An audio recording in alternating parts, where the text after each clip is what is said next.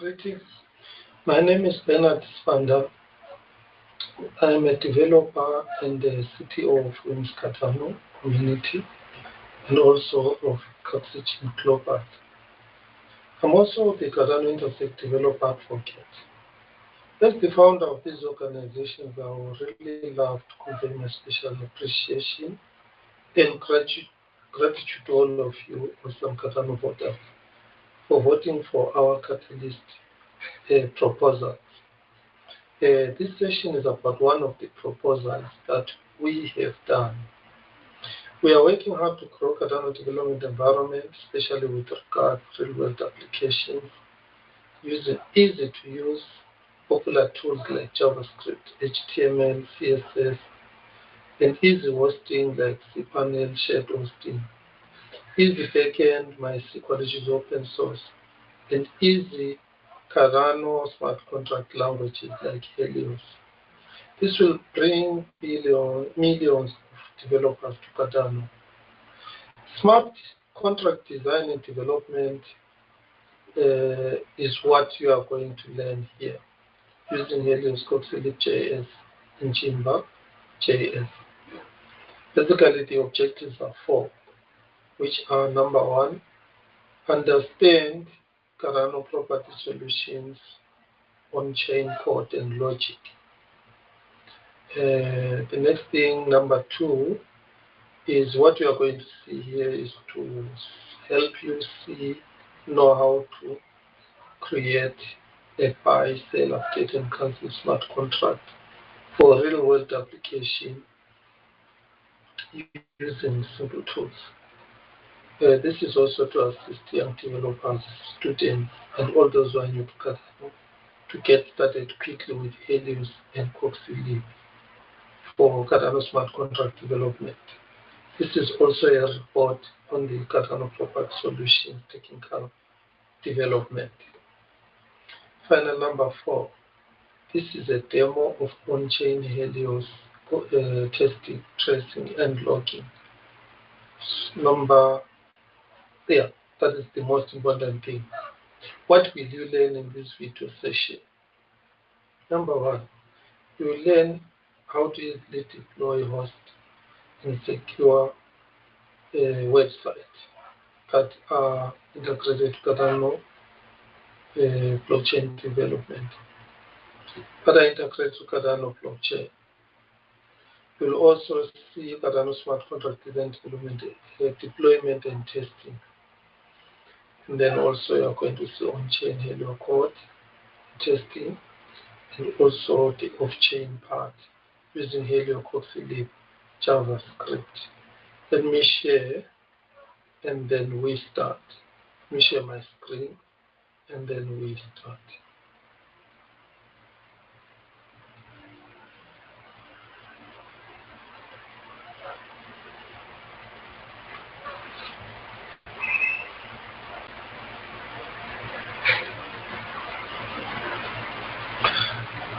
Right, the first most important thing for you to understand what you are going to see here is to understand the type of model of accounting being used in Cardano.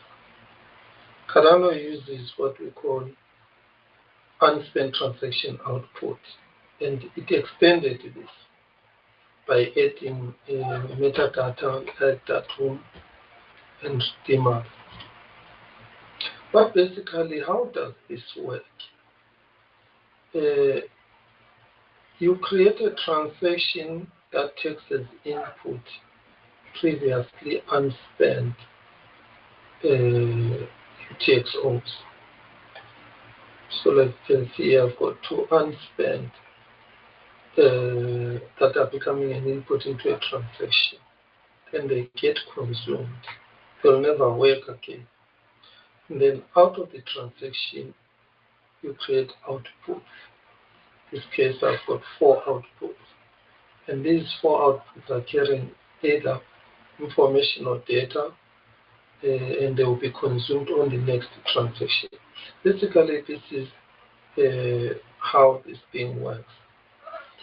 So let's start with a practical demo.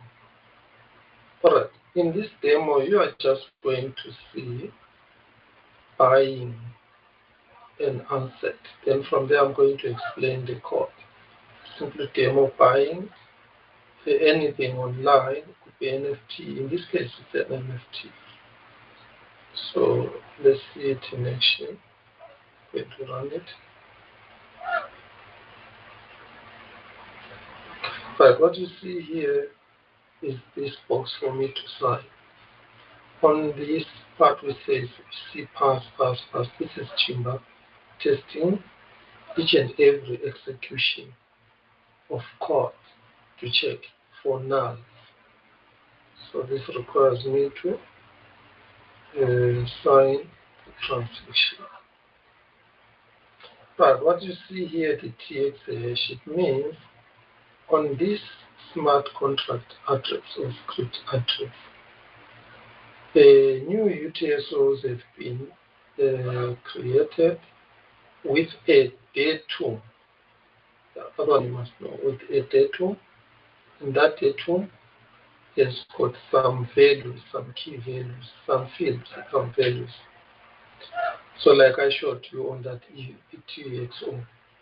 So once it is like this, then we are able to run another transaction to consume these UTXOs that you've got the NFTs or the whatever I minted, basically whatever I minted. I can just show you here. I have minted one NFT just for demo purposes. So if you want to see it, either we can check the wallet here under our transaction, this clock icon. It will show you there is the token. I didn't mint actually. I logged this token, one token, onto that script address so that later on we can unlock it following certain rules. So let's see it on the blockchain. Let's go to the transaction.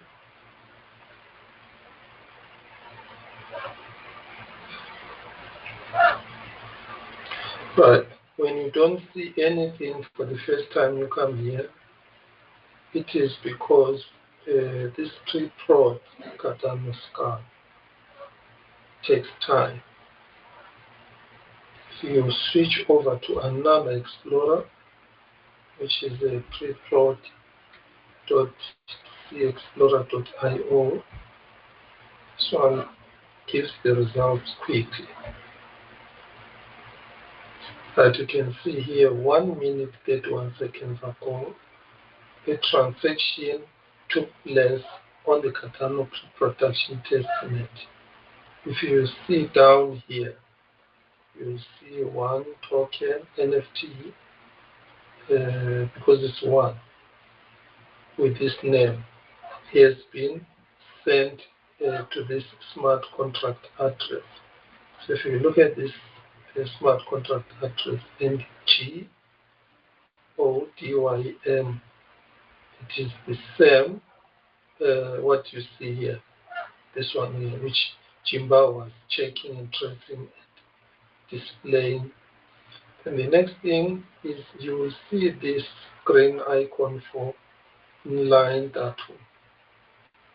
So here is what I sent with the transaction onto the UTXO. So you have got that inline datum attached to the UTXO. I'll show you the UTXO after here. But basically, this is the datum which has got the seller address and some other fields here. And then it has got a quantity of one. It has got this, what we call NFT ID. We are going to see this on the on-chain part. And then we've got these some integer values. One is the price. One is the quantity. According to, because I'm going to be selling this. So I'm going to show you actual smart contract, and you'll see the actual platform. Right, before I leave here, I just want to show you the UTXOs. So I'm on this script address. So the UTXOs, find them here. Go detail, transactions. In this case, there's one transaction. Then the assets, you can see this token, which is an NFT, quantity one. The UTXO, as I explained in the beginning, in this case, you can see this UTXO is unspent. Right, it has got a transaction ID, which is in the beginning, and a transaction index, which is 0. And here it is value. Value has got that lovelet, which you see there. And then there is quantity 1 of this asset, this one. This is the minting policy of the token, of the asset. And then down here, we have got the datum that I showed you. You can see the datum here is an inline datum. It is with this UTXO. Right, having said this, let us move now to the next step and examine the on-chain design of this smart contract. So this is the Helios code. It is similar to JavaScript, but it is a functional programming on-chain language. So here is the datum design. It has got the following fields: a seller, a publication, which is a seller address. Then the second field is the NFT, which is what you saw, that one that I transferred, I logged. And then the quantity of this, which is 1. And the NFT ID, which is a byte array, that long string, to identify that NFT uniquely on chain. Then you saw two integers there. The first one was what? The price loveless when I'm selling it, and also the total price. Then there is a function here, an internal function for updating. So this will allow this to be updated later. Right, the next part I will explain to you quickly is the actions. We will be sending actions to sell, buy, cancel, update. The token and the price is there. So for the cancel action, for the update action, and we've got the buy action. These are called redeemer actions. Basically, the structure of the smart contract, the code that you see here, these functions that look similar down here are just for on-chain tracing, logging, and testing. Right, basically, this is a validator. Here is the main validator function. It has 3 parameters: that, datum, that I've passed. And now, when I'm buying, I'm going to be supplying the redeemer so that it can check the actions logic if it is correct. Then this is the script context, the execution environment. Right, these are the redeemers: cancel, update, and buy. When you are selling, you don't need to provide a redeemer. You can just log any value to the script address. Right, this is just testing and tracing execution within on-chain. Right. The next thing is, most important part are these 3 rules. So the on-chain validation is going to check this, that the canceling seller is the one specified on the datum seller. The datum seller was deployed on that first transaction that I did, and I was locking one token to the smart contract. Second logic is to check who signed that transaction. Must be signed by the person who is cancelling, so the signature will be required, and it must check that NFT being cancelled or being removed from the smart contract, being unlocked, it is the correct one. So that is why we gave it a unique ID. So the update is similar to this action and the logic that is there. I'm going to walk through the logic. There's a diagram there that will help us see the logic of this. Right, now let us go to this is the on-chain code. So on the cPanel hosting, this is the script. These are the validators. So when CoxyLib runs, let me just show you the off-chain code quickly, it's simply JavaScript. It is going to be given that validator JS script. This is the on-chain JS script. And it is going to compile it. You can see here, it's going to compile it. And here we say it false, so which means it must trace and show on-chain execution logs on the off-chain part here. Then you can be able to see some errors on the on-chain part from the front side.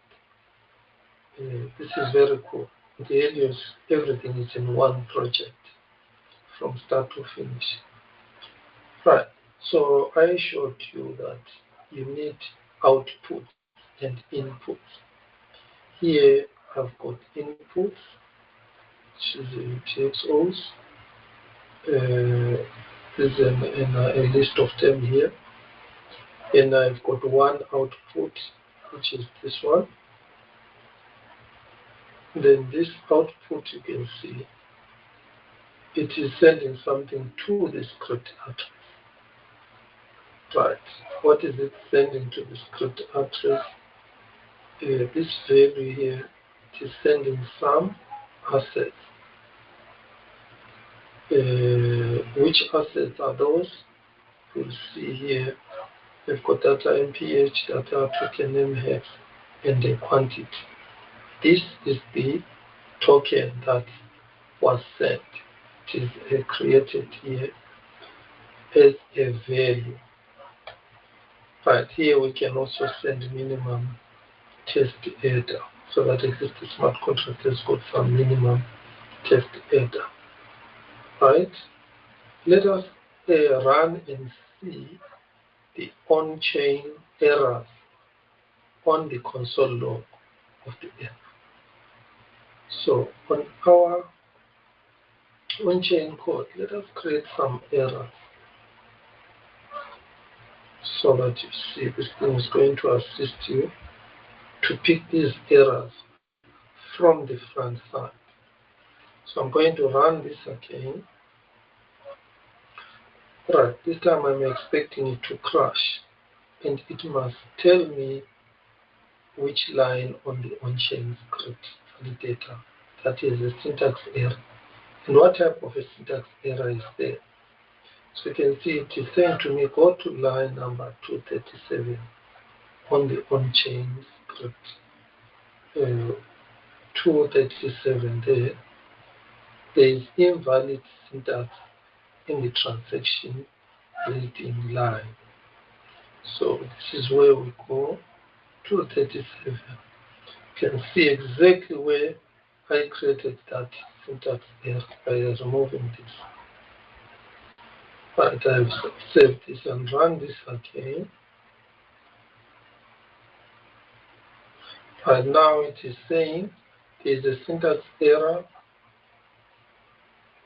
at line 270, invalid syntax, unexpected comma. So we go to the online here, 270, that's 270, yes, exactly where I did put the what? The comma there. Right, so now you can see that from the front side, I can run compile the on-chain code and then at the same time see some syntax errors that come out. There is another tool that comes with the Helios, which is called Helios Playground. It also helps in catching more syntax errors. So I added this to catch the logic errors. Because sometimes when the validation phase, you want to see the logic, where the logic went wrong. The transaction is going to fail if one of the rules in the validator specified in the redeemers cancel update and by are violated. But before I do that, let me run one transaction where we are now buying. Let's buy that. What is this?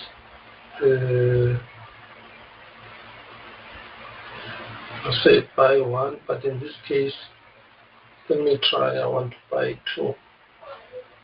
Let's run this transaction from this side and save our console log.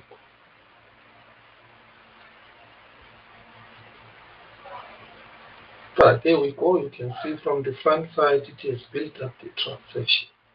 So I'm going to sign this and send it. Right, you can see here we are receiving the error that tells us the inputs are not, wallet could not send transaction because of some input. Wallet could not send, there is an error. Alright, let us change quantity, and then this time let us quantity of 1.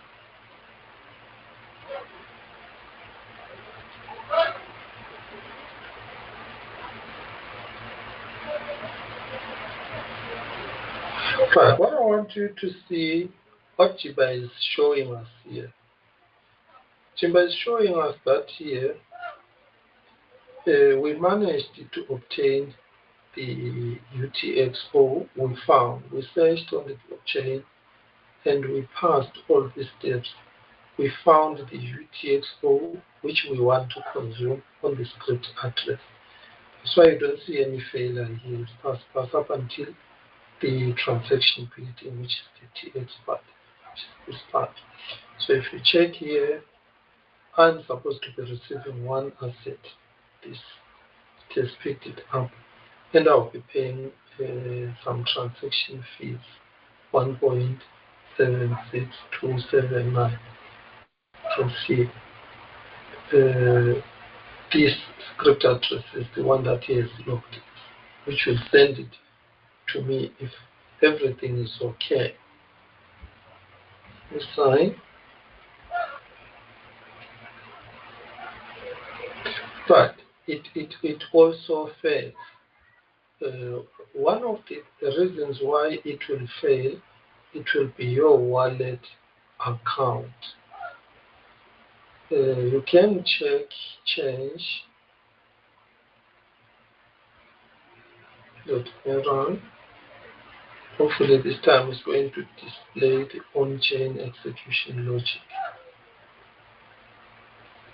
If it doesn't, no problem. I'm going to run through the logic diagram of the validator.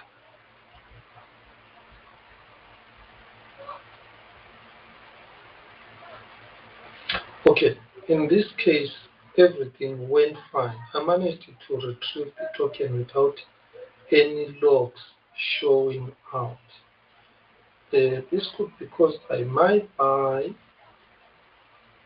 here on the Coxlip side. I could have turned off It's off. No, it's fine. It is off. So there was no on-chain issue with that one. But why didn't I see the logs when I was buying? It is because I did not turn on the logging and testing. See, that is the Jimba J log techniques. So let's turn it to true. Okay, so let's run it again. But in this case, it won't find the UTXO. It fails here. This uses block frost, and the block frost key here can be stored on the server and be retrieved using the PHP, Python, C# server-side scripting so that it is safe. Right, you can see here script was not found because that UTXO has been consumed. No UTXO found at this object. So let me turn on buy again. This time I'm going to sell 2 tokens.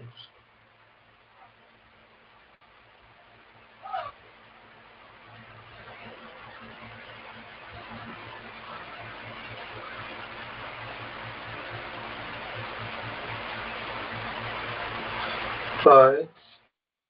In selling 2 tokens, I'm on a different account. This is what I want you to see. Going to sign this. Okay, this is the seller account. I'm selling, so this is a new seller selling a token. Which token am I going to sell? I'm going to send to the smart contract vesting key 1. Okay, so this becomes the seller now. So a new seller transaction is going to be created.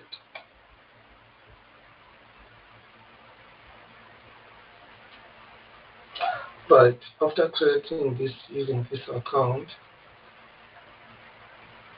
okay, I'm going to move to the next account admin.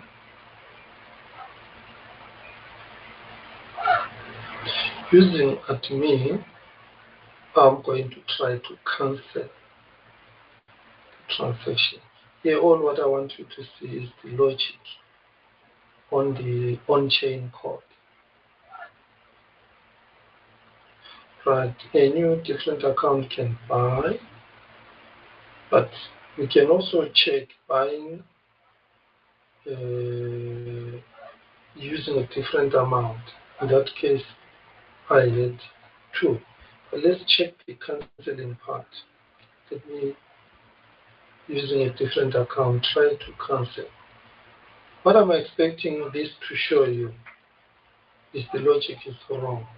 One of the rules is broken because this is not the person who deployed. The person who deployed was NFT, the account. Now this is a different account, but this different account is trying to cancel the validation, the smart contract, and retrieve that. So let's run it. Yes, this is what exactly I wanted you to see. Because when I bring up the logic diagram, you will understand it.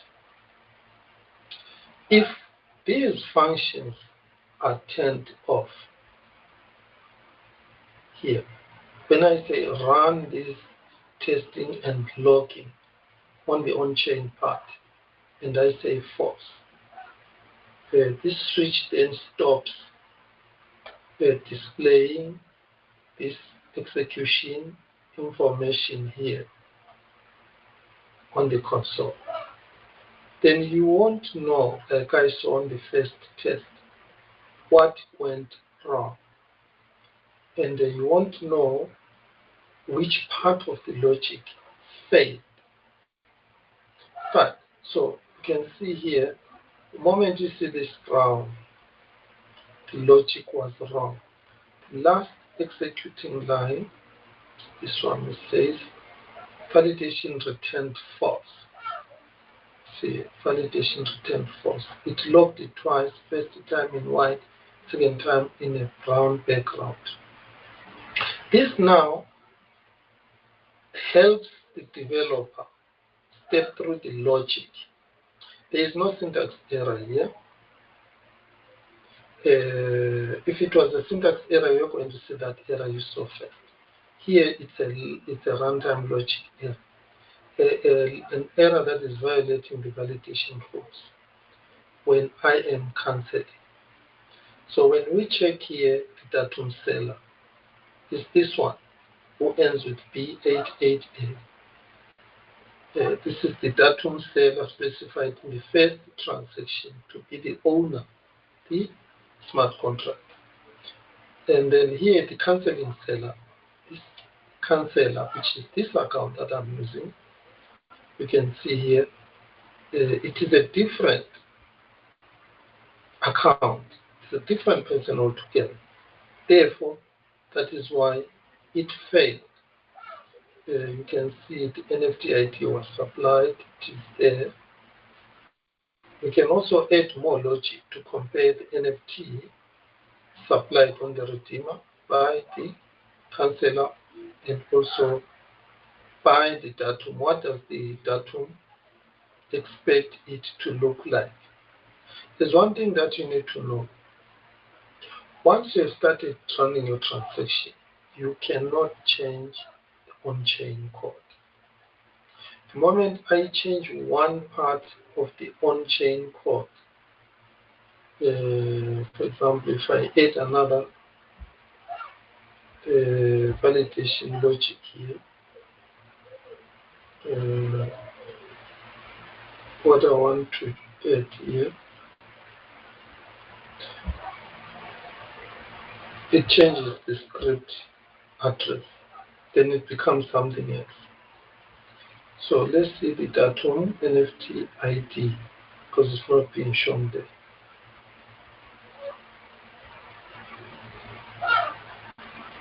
So this is datum NFT ID.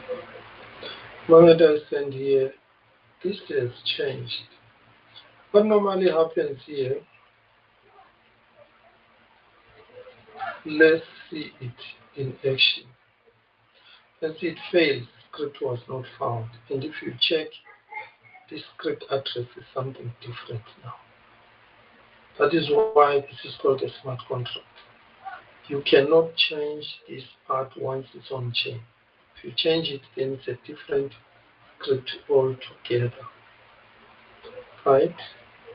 So it means now I will need to start deploying again the cell, which means the first cell with the script is lost forever. So let me go back to that part and then run the cancel. That we saw the cancel failed due to the logic. Let me go to the actual account, which is the NFT. Now let me cancel the cell.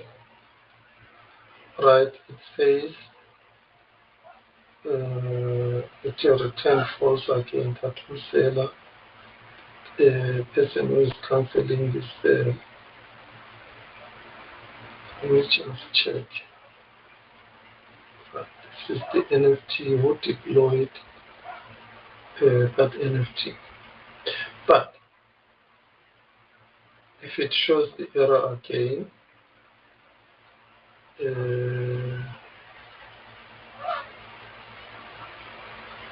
am I right? Why is it telling me I'm using a wrong account? This is very common.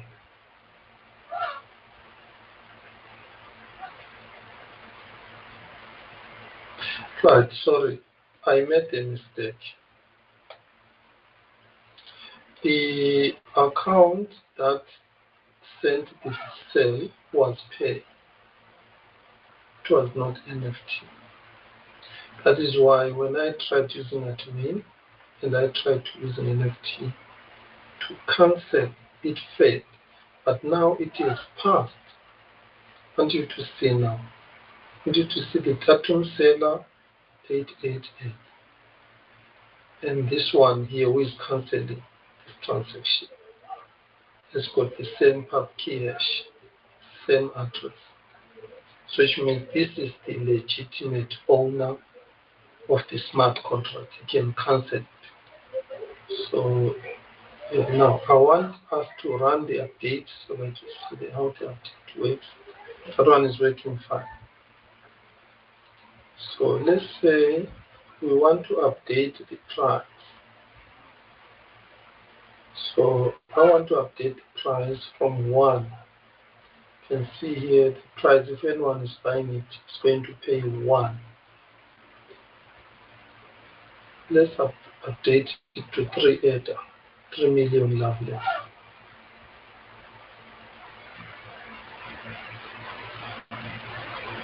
Let's test it. This practical is very important for you to understand what is coming next. But again, look, the logic of the update is wrong. That is why it failed. Let's read what it says. You see, there is a failure. Supplied value has negative loveless. See that? I sent in negative loveless when I'm updating. Then it fails. So you can see that 99 test failed. Right?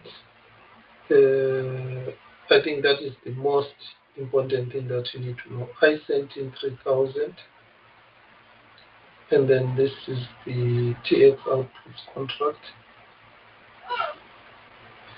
I want you to see what I wanted you to see on the other side. Here, the update NFT ID supplied, this one, which ends 3131. It's the correct one because the datum NFT ID is 3131. Right. Datum seller is the right person. You see B88A, and the seller original deployer is B88A. You can even see the validator hash.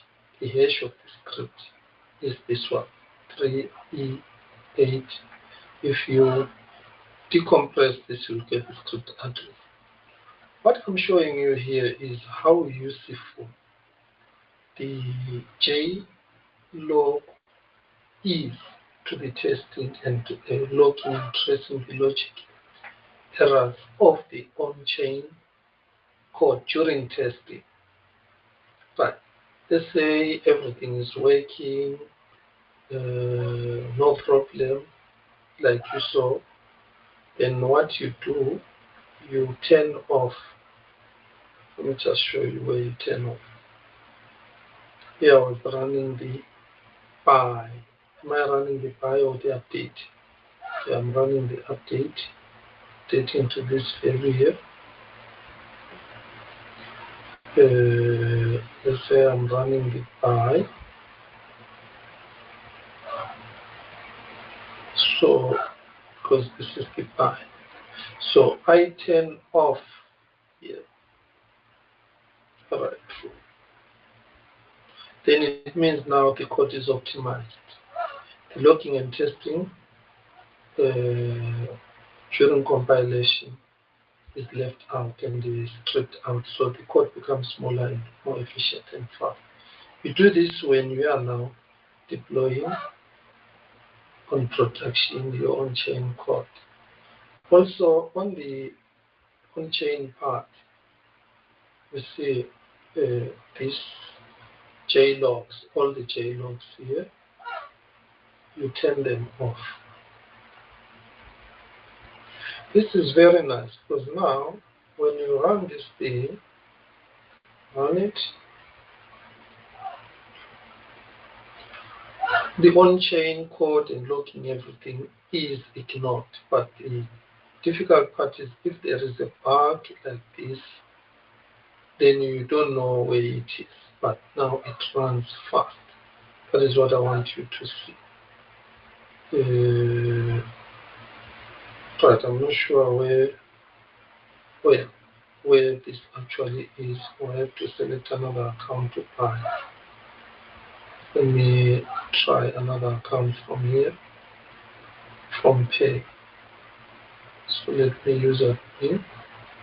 Sometimes the money, the amount that you have here may not be enough, but pay is for 375. This one is 25,000. This one is 375 tested. This one is 25,000. Okay, let's just run this and see what will happen. Okay, we still have got that error again. So I introduced a small error there. Okay, it's not a problem, but you saw it running and I was able to sell that using that account. You can go back to the sell and sell another one using this pay account.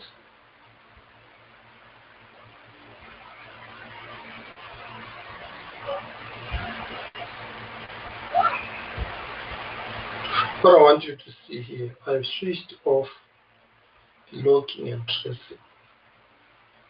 So the on-chain code becomes smaller and it runs faster. This one is running fast. I want to show you again. You see this front end chamber is also locking. So it causes it to take some time too. So you can also switch it off without deleting anything. Just say 1. Okay, this is a 0. This O, you turn it to 0. Turn this to 0. So run only logs, so now it will stop running. Test, run test. Now I put 0 here. It will stop running test. It will stop testing, logging, console logging. Show test, what of test stacks. This won't run when all the above are off. So let's run this. Should be quicker, faster, because there will be nothing now. Do you see that? You can check on the network speed, because now it's running fast. It should be very fast, because it's no longer logging anything. On chain code is no longer logging anything. It's no longer displaying any symbols. The code is smaller first. This is very pretty. You only turn on when you need what we call testing. And also this side, you turn on here when you need testing the on-chain logic. This. And then you turn on the compiler from the Coxlib side here. So you compile, it logs, say false. Then it will show the logs front side.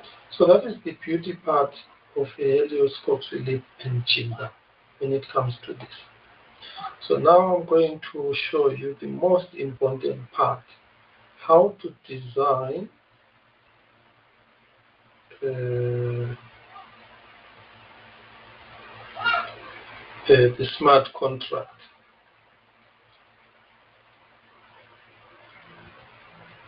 Right, the smart contract we have just seen there. The most important part of the on-chain smart contract is what we call validation. It validates the transaction according to the defined rules. If your validation logic is weak, people are going to hack your smart contract and unlock assets. So you need to have very good logic and good rules to prevent loopholes. So the buy, sell, update, and cancel validator, the one that I showed you here, one that you see here, this one. This is a diagrammatic, this is the diagram of the pictorial view, what I'm showing you here. This is the logic, how the logic is constructed. For the sale, normally for the sale, you can just send anything to sell there. There is no redeemer action for sale. For buy, update, and cancel. But you need to design it accurately. There could be some loopholes with this one, no problem, but we can catch it when we logically step through. Now let's go through it. The first thing when the validator starts, it checks the diamonds are for decision making. It checks, number one, is the redeemer action sell? Normally the sell is just not on the redeemer. So anything else, you can send it there. So, sorry, the redeemer is not a specified action on that validator, but this is what happened. Basically, it doesn't check the sell. It just goes straight and locks the tokens to the script, and it only checks that the fees are paid. And then they also the off-chain sales transaction, that it is signed by the seller, because when we were constructing the off-chain part of the sale, I think we added, this is the sale part, yeah, the sale asset. Okay, no problem. We didn't even add who the person must sign with two signatures, one signature. So every transaction basically it will require that signing. Okay, so then this ignore the first part, the sell part. Now let's go to the next interesting one. Then it will check the redeemers for these three actions, which we defined here.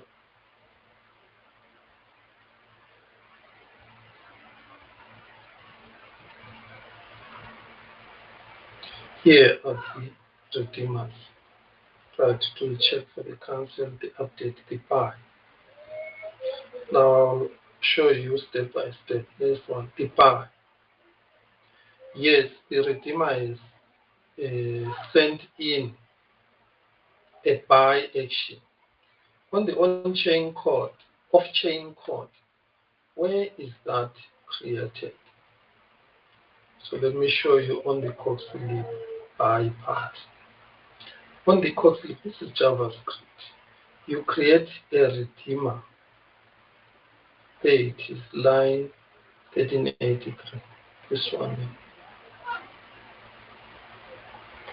You simply redeemer new buy sell token program dot types redeemer. The types to the redeemer. Other type is a datum. This is off-chain code. I'm saying I'm sending a buy action, but the buy action requires some arguments to be supplied. It requires a buyer address, which is hashed. It requires you to specify the NFT ID so that you buy the correct one to prevent double spending. And also, it requires you to specify the quantity. Why is it doing that?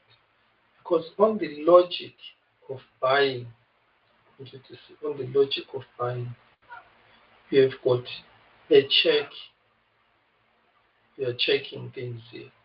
The first thing signed by the buyer, you are checking if NFT supplied is equal to this. So how you create your logic here depends on the arguments that you need. So you specify them when you are designing the redeemer, the way I have shown you here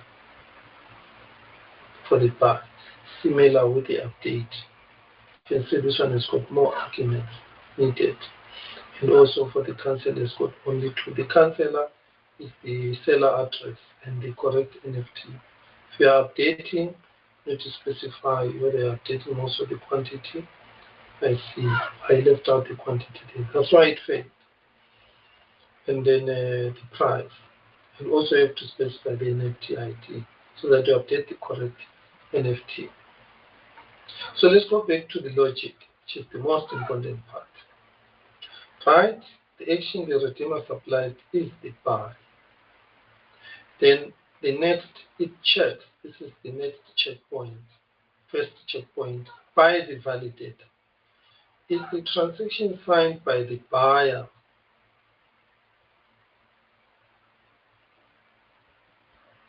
Let's go to the buy. The validation rules. Here are the validation rules. We say it here must be signed by the buyer. So you will need to add the buyer to sign on your transaction. So normally whenever you, what do you call it, you run a transaction, I'm going to sign. So the JLog can display who the buyer is here. Now let's suppose it's a different account. You saw I did use a different account and it failed. That is why it says no, detects that the buyer address is not there. Then it will fail the transaction. Then from here, end the program and display error messages. So it will just run to the end. This left straight line is a line that is shooting to the end. But let's go to the next. What if, yes, the buyer correctly signed and the signature of the buyer is there? Validator is going to check the next rule. Is the order in Lovelace sent to the seller address as output greater or equal to the datum NFT Lovelace multiplied by the quantity? Remember, the seller is selling tokens at a certain price. One token is 3 Ether. Now, the buyer is buying 2 of them. So the seller must receive 2 times 3, 6 Ether. So this rule checks that. Very simple to follow. Let's see it on chain so that you see it. On chain, you can see here the value sent to the datum seller get Loveless, converts Ether to Loveless. That amount is greater or equal to the one specified on the datum price multiplied by the quantity supplied by the buyer. The buyer is applying 2 tokens. Then what is the price per token? 3. And then if it is 3, then this whole amount being sent to the seller is supposed to be 6 Ether. That's why it will pop up and ask you to pay 6 Ether. When you pay, then this whole validation immediately, it moves those logged, what do you call it, tokens, 2 of them, moves them to the buyer address in a decentralized way. So this is where you see the outputs. I want you to see the outputs of the off-chain part. Very easy to construct. I construct an output to the seller. This is the amount the seller must receive. Plus I supply the seller correct address. So let me show you this part. This is the part here. You can see here. I supply the correct seller address. Then on the buyer amount, I supply the correct price. This correct price must be calculated correctly. You need to multiply this is the price specified in the datum. This is the datum retrieved from on-chain. It is the price of the token. Then this quantity here, it is the number of tokens that the buyer has specified. So here on the off-chain part, you can see I am multiplying the quantity with the price. So I've got the price. Then I'm creating an output transaction with a correct specified seller address so that that 6 data goes to the seller. And then I also attach some inline data. The next output here I want you to see is the buyer. Create an output for the buyer because the buyer must receive the tokens he or she has bought. So here is the bought asset value. So if you look at the bought asset value, the most important thing here are the tokens. So here, this gives the correct token policy. And here, the correct token name in a hexadecimal format. And the quantity that I'm buying is 2 or 1. So it is important to really do some calculations here off-chain to say, check what the quantity I want to buy. If I'm buying the quantity that is more than what is available, then we take what is available and then we make that the quantity the buyer will receive and pay for. Because you cannot buy more than what is not available. So that is the output to the buyer. And look, that the amount of tokens must be sent to the buyer base address. This base address is the address of the buyer. When the buyer starts running, then this automatically pulls out an address from the wallet that is running this transaction, that is going to sign, which is the base address. So Helios is pretty smart and easy. And then let's look at the last output. Last output is TX output to the script. Now, you have to send something to the script because sometimes out of 5 tokens that are on the script, because the UTXO on the script that is having, let's say, those 5 tokens, is going to be spent. Then what happens to the change? I'm buying 3. What will happen to the other 3? So that left over 3 tokens, I must send and lock them back to the script. So that is why we have got this output to the script. So there are the tokens that are left. They are being locked back onto the script. So there are 3 outputs. You see them here. And at the same time, you can see you've got some inputs. Right. So this is the logic. Let's get back to this part here. So now you see it very clearly here. Step number 1 is correct. Good. The rule is passes. Then it goes to second rule. It passes. And then now it goes to rule number 3. In this running transaction, is it signed by the buyer? Yes. Then it passes. If it fails here, then it stops the transaction. It doesn't carry on. Then we go to the last rule.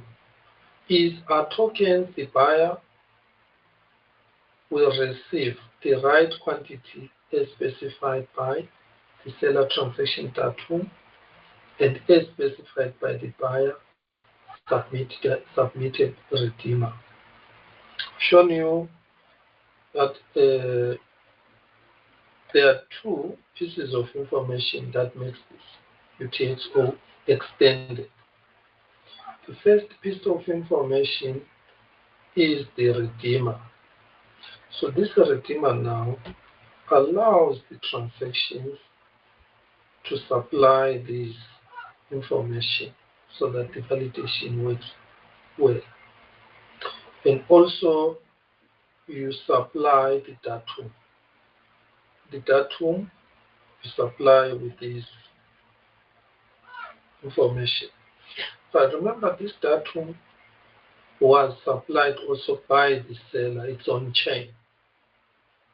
So it is not going to evaluate this buyer datum as such.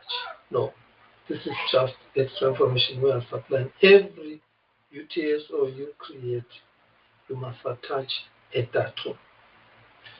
Every UTXO you consume, you must supply a redeemer. So connect datum with the output new UTXO for spending. You are creating a new UTXO. Redeemer, you are spending UTXO. So you need to supply that data so that the validation can happen. If you are not using the datum and the redeemer in your validation logic, which is here, so when you create the main function, you can put underscores here, put an underscore here, put an underscore here, and then this is always there by default. So you need to always have this one variable, but it will require at least one of these. Sometimes you can have them but not use them. But earlier sometimes will tell you you have supplied a datum but we are not using it. So you can put an underscore there. Right. What about if I have got more than these arguments? I want what we call parameterized validator, some extra arguments, more than what you see here. Then you can add them here. This will be discussed in some other advanced on-chain design. But let's step through now. Let's say all the 4 steps have passed. Then what? Right. We just check our on-chain code. What did I click? This rule passes, validator is happy. Then he checks the next one, we have supplied the correct NFT ID. Second rule passes, then he's happy. Then it goes to the third rule. Is this done? Is the receiver buyer receiving the correct amount of tokens? Yes, now the 3 have passed. Now the last one must, but is the seller receiving the correct amount of levels or ADA? Yes, these 4 pass. When these 4 pass, we are passing number 4. Then the following happen. Processing happen. Buyer pays transaction fees. Then the smart contract moves the right tokens in correct amount and correct quantities from the script where they are logged to the buyer wallet address specified in the buyer transaction redeemer. So this processing takes place, and then it moves on to seller receives the ADA value in his or her wallet specified address. This ADA is from the buyer who receives the token specified in this atomic swap transaction. So you are not sending here the ADA and locking it on the script address so that the seller can later on retrieve the funds from the smart contract where the money is locked. That is another way of doing it. The only problem with that one is that smart contract is public. People can always check its balance of chain. Like I showed you here on the pre-production.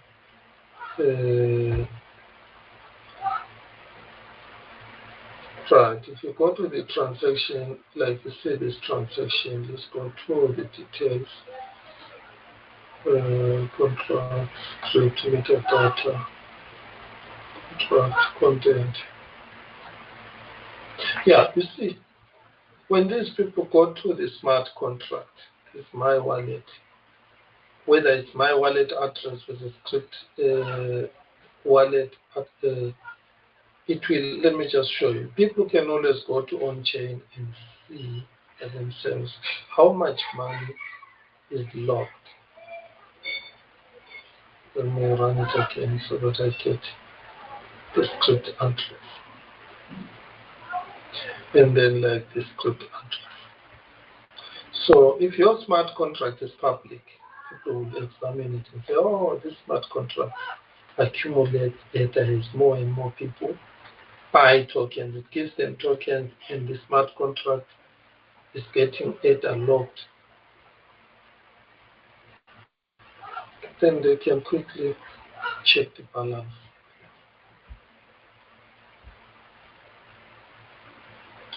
See, you can check the UTX. So you can see here the balance is 1.84 beta. What happens if I see it's 1.8 billion beta? Then we have invited trouble. Then the hackers or bad actors, they start looking for ways to make sure that they do something to the contract, smart contract, or do social engineering to get some secret words, those 24 words, and then run another transaction as the owner now and retrieve all the funds.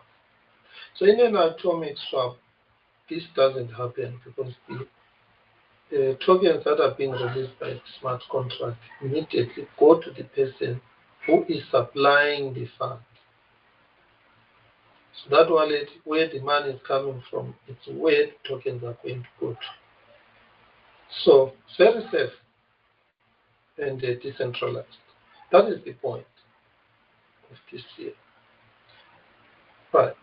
So this is the point. Seller received the ADA value, receives the ADA value specified in the data, and also the buyer receives the token he or she is buying correctly. The smart contract will never make a mistake. If one of these is not enough, remember on the four rules, then the validation fails. Then the seller doesn't lose the token, the buyer doesn't lose the ADA. Right, the last processing here, the buyer signs the transaction as required. So that one is always done. So the logic steps for the update are similar. All what is different are the rules specified on the on-chain validator. Here. So here is the update. So the rule number one is this one. Rule number two is this one. So this is 1, 2, 3, 4, 5. You can have more than 5 up until you close all the gaps with your rules. That's very important. So these are the ones that you see here. Update, checks the first rule, second rule, third rule, fourth rule, fifth rule. If all pass, then the buyer pays the transaction. Then the smart contract updates the required field as specified in the datum redeemer. So these processes take place, they happen. So basically, smart contract on-chain design and development is all about creating on-chain rules which are going to be enforced by the Cardano Bluetooth engine. The cancelling also has got some rules you can see here. Is the person cancelling the person who created the cell in the first place? Yes, then it goes to the second one. Is the NFT supplied by the canceller the same as the NFT ID in the seller transaction data? Yes. Then what do you expect? Then it will also check here who is signing. So that wallet is the one that will pop up and sign. And then this is what is going to happen, the processing part. The canceller pays the transaction fees. Then all the assets in the smart contract are moved to that cancel account. Normally, that cancel account is the one that created the sale in the first place. Then it ends. So basically, this is going to be available on GitHub. Let me show you where it's going to be available. You are going to get this under GitHub. The GitHub account is this one here, github.com/io Cardano Property Solutions. You will find it here. You can also get more of these CoxyLib examples if you go to YouTube under Coxygen. But in this case, this specific smart contract was designed for the Cardano real world application for the industry, property industry. All right, let's conclude our session. Sorry, it has been too long, but it was necessary for me to show you the following. It was necessary for me to really take you through the Cardano design, deployment, testing, debugging of your smart contract.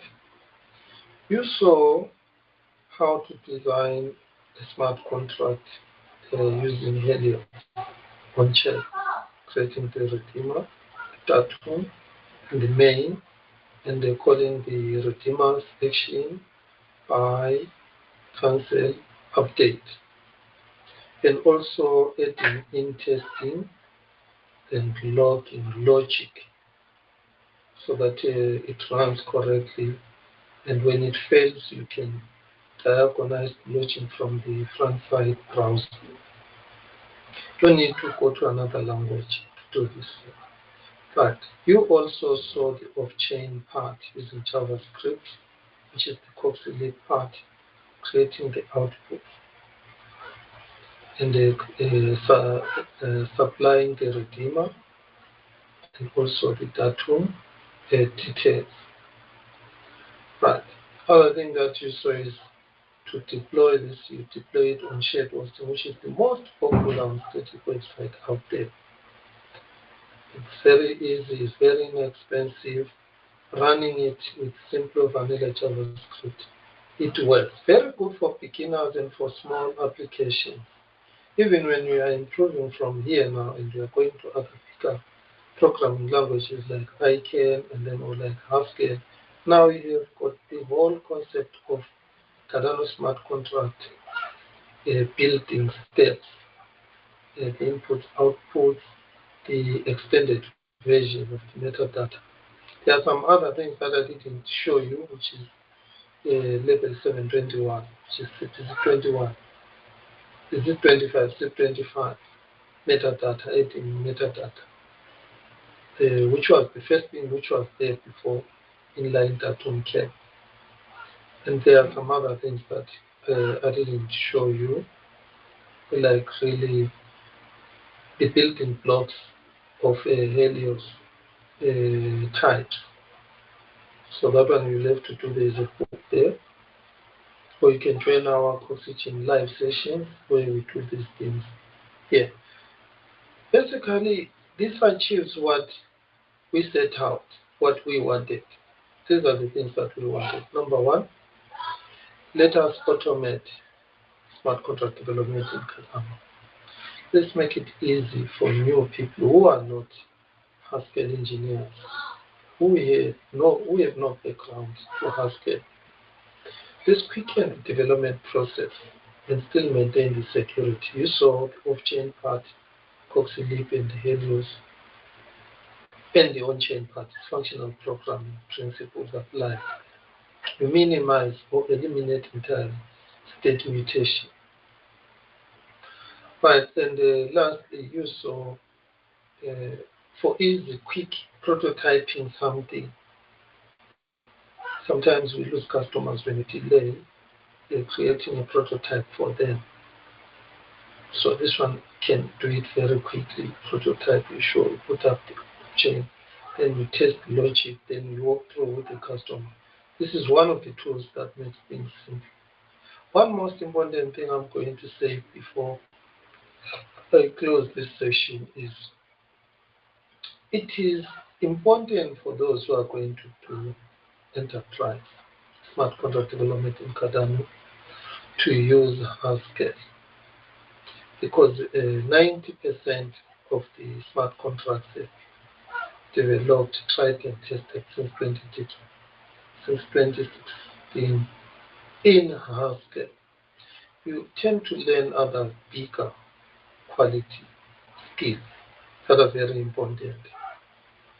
Uh, and again, when you learn Haskell and then later on you decide to say, no, I can develop another better Cardano smart contract language.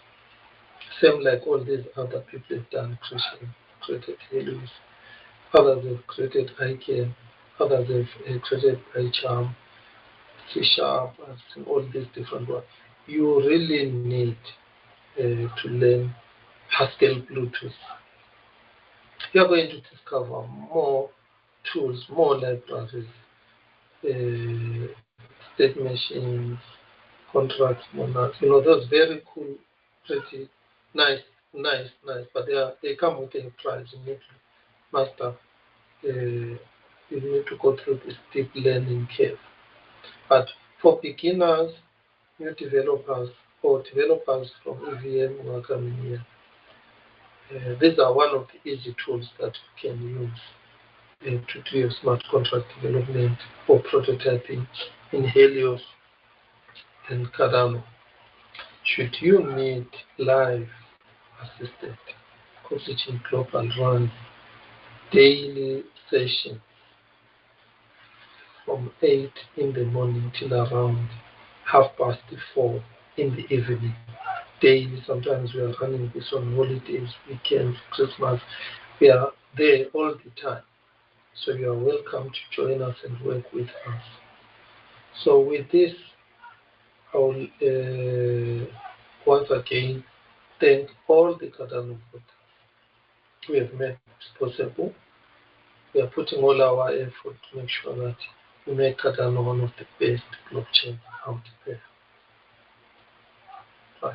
Thank you.